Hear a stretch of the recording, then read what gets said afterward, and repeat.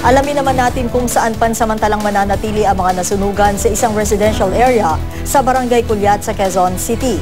Para sa detalye, may report si Tina Panganiban Perez. Tina? Yes, 2:52 ng hapon nang ideklarang under control ang sunog na lumamon sa may 100 bahay sa Balud, Congressional Avenue Extension sa Barangay Culiat, Quezon City. Tinatayang 200 pamilya ang apektado sa sunog na nagsimula kaninang 1:54 ng hapon sa paupaang bahay ng isang Arsenio Sumagang.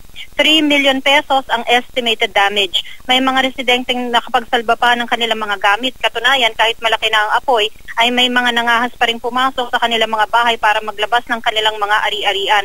Pero meron din namang mga hindi nakapagsalba kahit na isang gamit.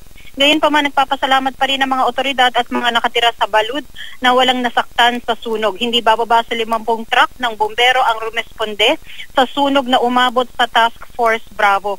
Sa ngayon, marami sa mga nasunugan ang nasa kalye pa rin at hindi malaman kung saan magpapalipas ng gabi. Maraming salamat, Tina Panganiban Perez.